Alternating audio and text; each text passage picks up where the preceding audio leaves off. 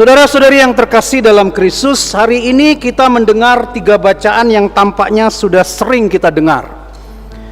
Abraham yang menjamu tamu di pohon terbantin di Mamre, Paulus yang memikul penderitaan demi jemaat, dan Marta dan Maria yang menerima Yesus di rumah mereka.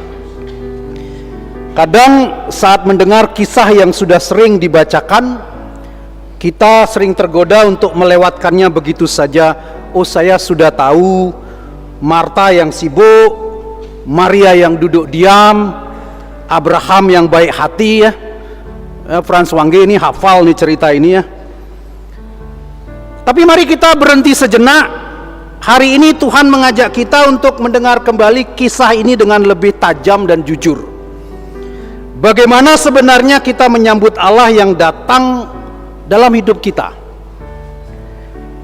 Saudara-saudari, perhatikan kisah Abraham.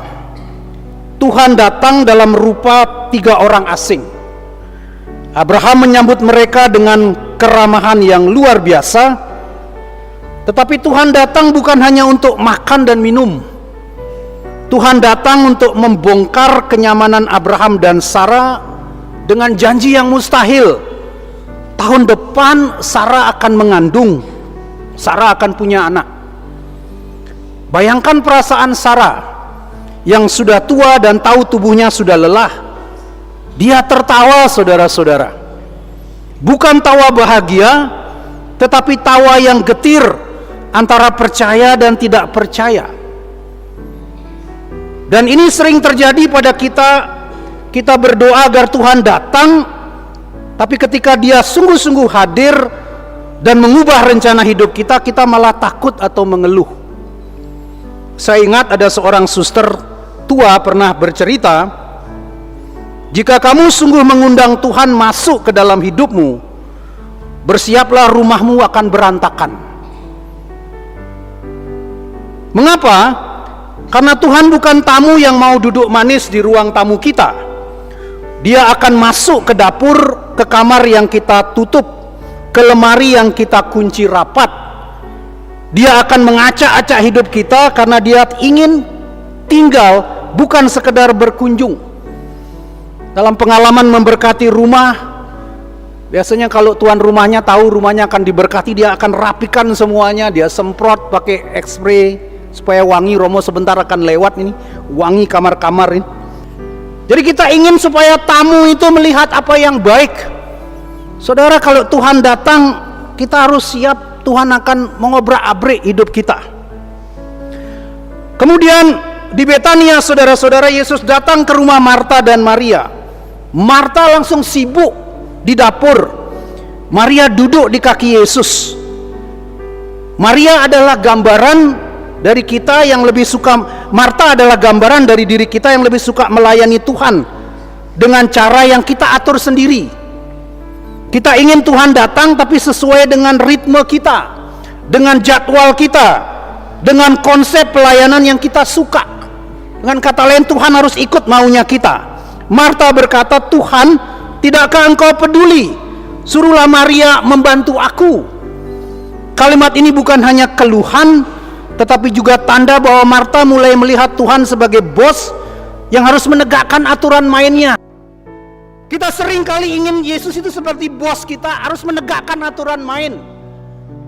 Kita mau Yesus menegakkan aturan main. Engkau bos, saya lebih rajin ke gereja dari manusia itu, hidupnya baik-baik saja dia. Yesus menjawab dengan lembut, saudara-saudara, Maria telah memilih bagian yang baik.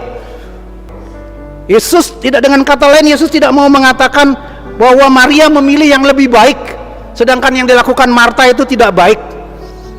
Saudara-saudari, kadang kita juga seperti Marta, sibuk dengan pelayanan, sibuk dengan pekerjaan, tapi tanpa sempat duduk diam mendengarkan Tuhan. Akibatnya kita lelah, dan ketika kita lelah, kita mudah marah, bahkan merasa Tuhan tidak peduli. Lalu bagaimana dengan Paulus dalam surat kepada umat di Kolose hari ini? Paulus berkata, aku bersukacita karena penderitaan yang kutanggung bagimu. Ini bukan penderitaan yang Paulus cari-cari. tetapi penderitaan karena ikut memikul beban Kristus bagi gereja. Inilah yang sering kita lupakan. Menyambut Tuhan itu bukan cuma soal keramahan, tetapi juga soal kesiapan untuk ikut terluka demi cinta. Nah, ada kisah tentang Mother Teresa dari Kolkata. Suatu hari ia mendapat sepatu baru, tetapi ketika melihat orang-orang miskin yang kakinya luka-luka, ia memberikan sepatu itu kepada mereka. Ia sendiri memakai sepatu lama yang kekecilan, sampai akhirnya kakinya terluka dan cacat seumur hidup. Ketika ditanya kenapa, ia berkata, kalau aku bisa memikul sedikit rasa sakit untuk orang lain, itu bukan kerugian, itu kebahagiaan. Jadi saudara-saudari, apa artinya menyambut Tuhan? Hari ini kita diingatkan menyambut Tuhan itu berarti siap hidup kita ini diubah, bahkan diacak-acak. Bukan sekedar menjamu Tuhan di ruang tamu hidup kita, tapi membiarkan Tuhan masuk ke ruang-ruang terdalam dan menata ulang semuanya. Menyambut Tuhan berarti berhenti sejenak dari sibuknya aktivitas yang kadang membuat kita lelah sendiri. Duduk diam mendengarkan sabdanya, membiarkan sabda itu membentuk kita dari dalam. Rela memikul salib bersama Kristus, ikut terluka demi cinta kepada sesama. Lantas pertanyaan yang patut kita renungkan pada pagi ini, apakah aku sungguh menyambut Tuhan dalam hidupku, atau aku lebih suka Tuhan hanya menjadi tamu yang sopan, tidak mengganggu? Apakah aku melayani dengan hati yang mendengarkan, atau aku lebih sibuk dengan aktivitas yang membuat aku menjauh dari Tuhan sendiri? Apakah aku berani membiarkan Tuhan mengubah rencana hidupku, bahkan jika itu berarti aku harus tertawa getir seperti Sarah, atau terluka seperti Paulus? Nah saudara-saudari, Tuhan hari ini mampir ke rumah kita masing-masing. Dia tidak minta suguhan kopi atau roti, dia minta hati yang terbuka untuk diubah. Itu makna dari Tuhan datang mampir ke rumah kita masing-masing. Dia bukan minta macam-macam, dia hanya minta hati kita dibuka. Agar apa? Agar dia bisa mengubah kita. Pertanyaannya adalah, siapkah kita?